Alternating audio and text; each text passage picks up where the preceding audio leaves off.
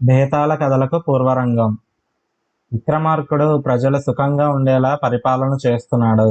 ఒకనాడు ఒక సన్యాసి అతని వద్దకు వచ్చాడు.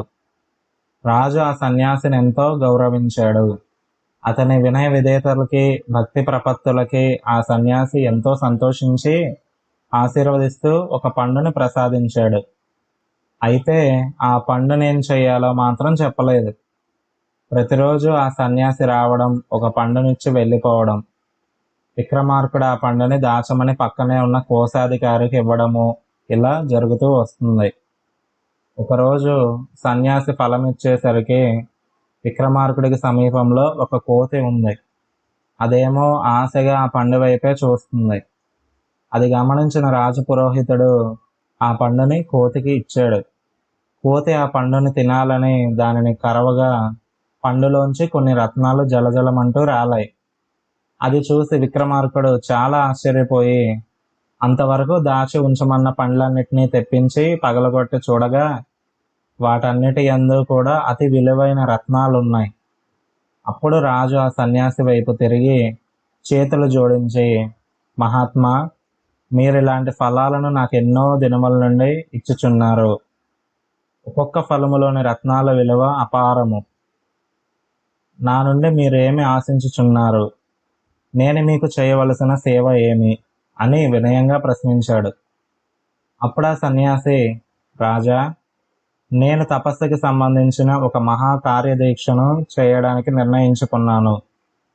అది సక్రమంగా నెరవేరాలంటే నాకు నీ వంటి సాహసము, ఔదార్యము, విక్రమము కలవాని అవసరం ఎంతో ఉన్నది. నీ నుండి ఆ సహాయమును కోరుకొనుటకే ఇలా చేశాను అన్నాడు. నేను చేయవలసిన పని ఏమిటి అడిగాడు విక్రమాదిత్యుడు.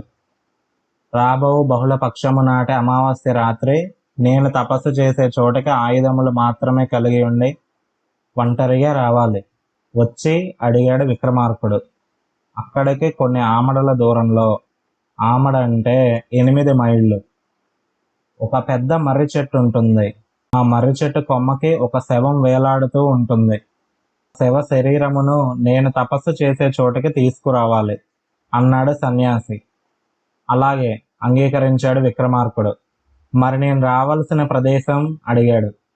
నేను తపస్సు చేసే స్థలం చేరుకునేందుకు గుర్తులు చెబుతాను, జాగ్రత్తగా విని గుర్తుంచుకో అంటూ ఆ ప్రదేశం చేరడానికి మార్గం గుర్తులు చెప్పి వెళ్ళిపోయాడు ఆ సన్యాసి.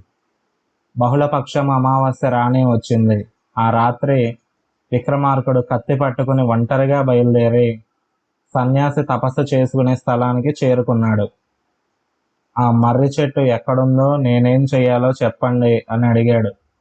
విక్రమార్కుడిని చూస్తూనే చాలా ఆనందం పొందిన ఆ సన్యాసి ఇలా చెప్పాడు. ఇక్కడికి దక్షిణ దిక్కుగా నేను చెప్పిన వటవృక్షం ఉంది. దానికి వేలాడే శవాన్ని నువ్వు ఇక్కడికి తేవాలి. శవాన్ని మోసుకు వస్తున్నప్పుడు ఆ శవం నిన్ను పలకరిస్తుంది, మాట్లాడించబోతుంది. శవం మాట్లాడడమా? ఆశ్చర్యపోయాడు విక్రమార్కుడు. అది మామూలు శవం కాదు. ఆ చెట్టు మీద బేతాళుడు ఉంటాడు. నువ్వు శవాన్ని భుజానికి ఎత్తుకోగానే ఆ బేతాళుడు ఆ శవాన్ని ఆవహిస్తాడు. ఆ బేతాళుడు నిన్నేవేవో ప్రశ్నలు వేస్తాడు. వాడు పలకరించినా నువ్వు బదులు చెప్పకు. నువ్వు మాట్లాడావో, నోరు విప్పావో, శవము, శవంలోని బేతాళుడు వెనక్కి పారిపోతారు. ఆ బేతాళుడే నా తపస్సుకు ఆటంకం కలగజేస్తున్నాడు. వాడిని నెత్తిమీద పెట్టుకుని నిశ్శబ్దంగా, మౌనంగా ఇక్కడికి తెచ్చావో ఇక నా కార్యానికి విఘ్నాలు కలిగించే వారెవ్వరూ ఉండరు.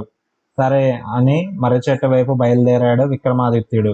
చీకటి జడలు విరబోసుకున్న దెయ్యాల్లా చెట్లు గాలికి ఊగుతూ, గుండెలు జలధరింపజేసేలా ఏవేవో పక్షుల కూతలు, జంతువుల అరుపులు, వేటికి బెదరకుండా మర్రి చెట్టును చేరుకున్నాడు విక్రమార్కుడు. అక్కడ వాతావరణం మరీ భయంకరంగా ఉంది. నేల మీద మానవ కపాలాలు, స్వేచ్ఛగా తిరగాడుతున్న భయంకర సర్పాలు, ఎక్కడి నుంచో నక్కల ఊలలు, తోడేళ్ల అరుపులు, గుడ్లగూబల నవ్వులు. వేటిని లెక్క చేయకుండా మర్రి చెట్టు వైపు చూశాడు రాజు. మర్రి చెట్టు మహా వికృతంగా ఉంది. అతను చెట్టెక్కాడు. శవానికి కట్టిన తాళ్లను కత్తితో ఛేదించాడు. అంతే, ఆ తాళ్లు తెగడం ఏంటి, శవం మాట్లాడడం మొదలుపెట్టింది. దానిని పట్టుకోబోతే అది యథాస్థానానికి పోతుంది. ఓహో, ఈ శవ శరీరంలో బేతాళుడున్నాడన్నమాట అనుకుని విక్రమార్కుడు శవానికి ఉన్న తాళ్లను కోస్తూనే దాన్ని గట్టిగా పట్టుకుని నెత్తి మీద పెట్టుకుని బంధించి చెట్టు దిగి మౌనంగా నడవసాగాడు. విక్రమార్క మహారాజా, నేను నీకు అలసట తెలియకుండా ఈ దారిలో నడుచుకుంటూ వెళ్ళినప్పుడు విసుగు రాకుండా ఒక కథ చెబుతాను. అతను అవునని గాని కాదని గాని ఏమీ అనకుండా నిశ్శబ్దంగా ఉండిపోయాడు విక్రమార్కుడు. శవాన్ని మోసుకుంటూ నడవసాగాడు. మళ్ళీ బేతాళుడు అన్నాడు, కథ చెప్పాక నేను నిన్నొక ప్రశ్న వేస్తాను. ఆ ప్రశ్నకి నీకు సమాధానం తెలిసి కూడా చెప్పకపోయావో తక్షణమే నీ తల 1000 ముక్కలవుతుంది. కనుక జాగ్రత్తగా విను. కథ మొదలు పెడుతున్నాను.